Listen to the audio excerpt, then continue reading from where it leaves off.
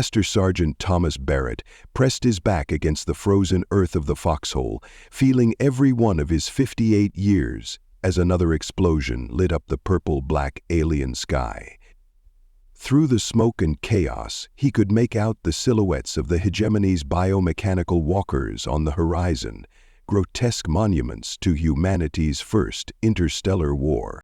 "Just like Hadrian's Wall," he muttered, pulling his thermal blanket tighter. "Another empire's border, another desperate defense." Private Jax O'Malley glanced up from his position, his young face streaked with dirt and illuminated by the constant artillery fire. "Sir?" Barrett managed a grim smile. "Those walkers out there, Romans would have seen them as siege towers. Different technology, same principle. Empire wants in, we want them out." He patted the worn copy of Aurelius's Meditations in his breast pocket. "Some things never change." A particularly close explosion sent Corporal Paul Ritter scrambling deeper into their position, his engineering tools clattering against his armor.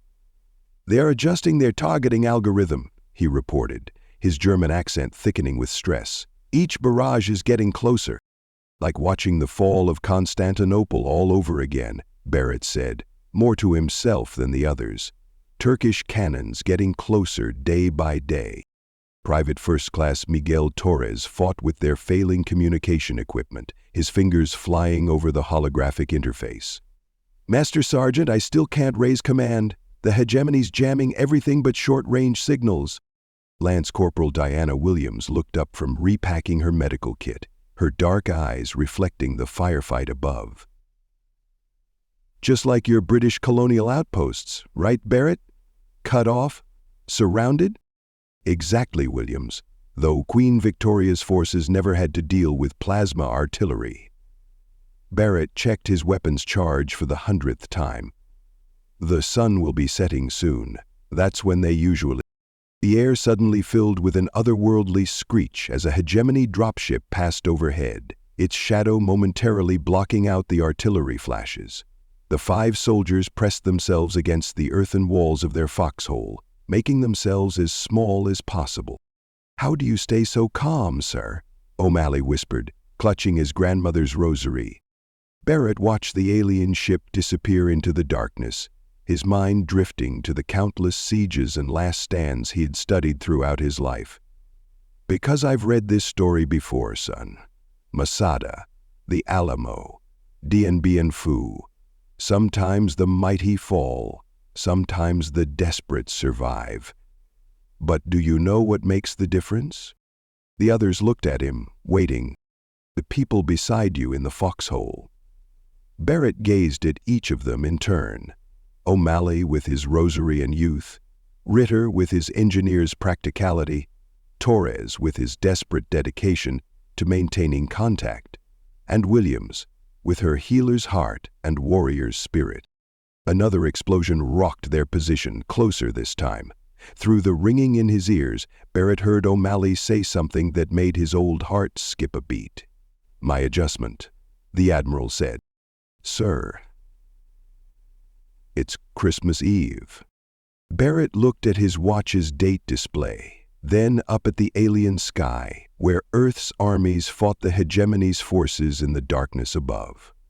He thought about all the Christmas Eves throughout history, all the soldiers who'd found themselves far from home in desperate hours. "So it is, Private," he said softly. "So it is." The walkers took another step closer, their massive forms blotting out the stars, as humanity's latest empire found itself fighting for survival in the long, dark night before Christmas. Barrett watched the changing patterns of plasma fire above their foxhole, his weathered hands resting on the worn copy of Marcus Aurelius. The book had been with him through 3 campaigns across 2 worlds. Now, beneath an alien sky, he found himself returning to its wisdom once again. "Accept the things to which fate binds you," he whispered, his voice barely audible above the distant explosions. "Sir?" O'Malley looked up, his hand still fidgeting with his rosary. "Did you say something?" Barrett was about to respond when Torres suddenly let out a quiet laugh. The young communications specialist reached into his pack and pulled out a small, battered package wrapped in what looked like a piece of emergency thermal blanket. "What is it?" Barrett cautioned. I was going to wait until morning, but Torres glanced nervously at the walkers in the distance. "Maybe we shouldn't wait." Williams smiled, the expression transforming her battle-worn face. Great minds think alike. She produced several small packages from her medical bag, each wrapped in sterile gauze. Barrett watched as his soldiers, his children really, given their age, began exchanging their humble gifts. The scene struck him with its familiarity. Humans finding light in darkness, creating meaning in chaos. He'd read accounts of similar moments from every war in history. Ritter pulled out a set of small tools he'd fashioned from scrap metal, handing one to each of them. "For good luck," he explained, his German accent softening, "and for practical use. The angular end can help unjam energy cells." O'Malley broke his last shortbread cookie into 5 careful pieces. "Me Gram made it. Posted it before they hit Dublin." He swallowed hard. "She always said sweets taste better shared." Torres distributed small holographic projectors he'd modified. "They'll show maps of our local sector. Battery only lasts an hour, but—" He shrugged. "Better than nothing." Williams had prepared individual medical kits, each customized based on what she'd observed of their fighting styles and likely injury patterns. "The blue capsules are the new universal antidote," she explained, "just in case." Barrett watched them, feeling a profound ache in his chest. He reached into his pocket and pulled out 5 carefully preserved coffee packets. Real coffee, earth-grown, worth more than gold out here. "There's a story," he began, his voice dropping into the tone that always caught their attention. "About Christmas, 1914. German and British troops, enemies sworn to destroy each other, laying down their weapons to share what little they had. They held each other's eyes, and for a brief moment, something felt safe. Another explosion lit up the sky, but no one flinched. They were focused on Barrett's words, on the history he carried with him. When I was young, I read a book about one of the last survivors of that Christmas truce. He told me how they shared photos, food, songs." Barrett distributed the coffee packets. "He said it wasn't the gifts that mattered. It was the moment of choosing to be human, even when the world demanded they be soldiers." O'Malley studied his coffee packet with glistening eyes. "Like us, sir? Like us?" Barrett pulled out his tablet, its screen cracked but still functional. "I'd like to share something else. Been working on it when I could. It's a history. Our history. This war, this moment, these days in the Foxhole. Someone should remember who we were, what we did here." He began to read from his journal, his voice steady despite the chaos around them. "In the winter of humanity's greatest trial, when Earth's children fought beneath alien stars, there were still those who remembered what it meant to be human. They carried with them not just weapons and supplies, but the weight of history. The light of hope." As Barrett read, the others listened, sipping their precious coffee, holding their humble gifts, together in their foxhole beneath the endless night. The war raged on, but for a brief moment, they were more than soldiers. They were keepers of humanity's flame, carrying it forward into the dark of space. Above them, the walkers' searchlights swept past, and Ritter quietly began to hum a familiar tune. As Ritter's humming grew clearer, Barrett recognized the melody instantly. He'd studied its history, its emergence in an Austrian church in 1818, its journey across time and space to this alien world. The German words came back to him naturally. "Stille Nacht, heilige Nacht," he sang softly, his deep voice carrying the weight of centuries. Ritter's eyes widened in surprise, then warmed with recognition as he joined in. O'Malley added the English words, his Irish lilt weaving between their German. Williams and Torres joined too, creating a harmony that seemed to rise above the distant explosions and the mechanical whir of the walkers.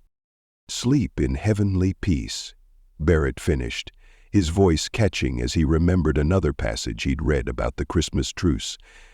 The guns fell silent as the hymn carried across no man's land. "Like, sir," Torres whispered, his hands still on his silent communication equipment. "Do you think?"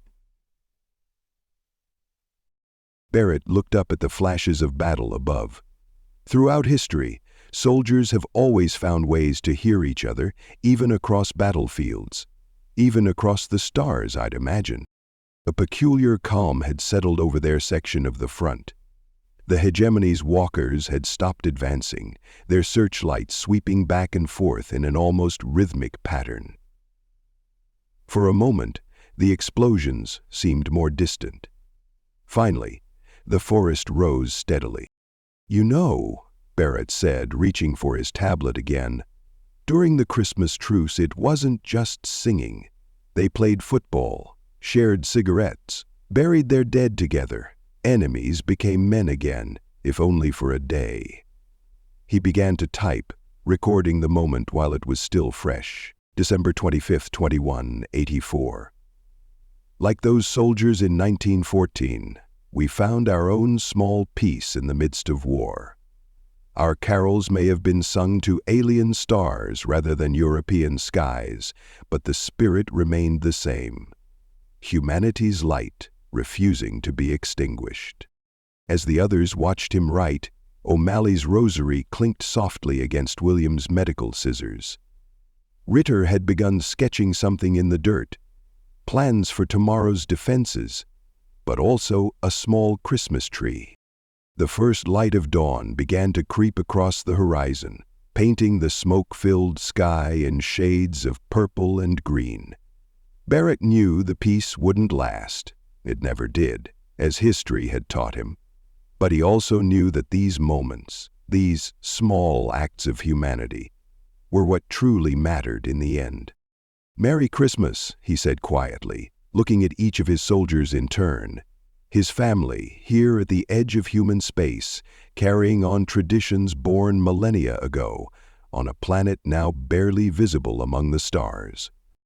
The walkers' searchlight suddenly intensified. The whine of charging weapons filled the air. Their moment of peace was ending. Barrett closed his tablet and checked his weapon. But before the chaos could resume, he shared one last piece of wisdom, not from his beloved histories this time, but from his own heart. "Remember this moment," he told them. "When they write the history of this war, it won't be just about the battles. It'll be about moments like this, when we chose to sing instead of surrender, to share instead of despair. That's the real story of humanity." The first shots of morning broke the silence, but in their foxhole, the echo of their carol lingered. Barrett could almost hear it mixing with the voices of those long-ago soldiers in 1914, a continuous thread of hope weaving through the tapestry of human history, reaching now beyond Earth to touch the stars themselves. O'Malley began to pray. Ritter checked his makeshift tools. Torres returned to his communications. Williams readied her medical supplies. And Barrett, historian and soldier, prepared to add another chapter to humanity's long story of war and peace, darkness and light, despair and hope. The Christmas dawn battle was about to begin. Thank you so much for listening to this story. I hope you enjoyed it a lot. If you did, please be sure to give it a like. Feel free to comment and share this story too. It helps the channel grow. Let's make this channel huge together.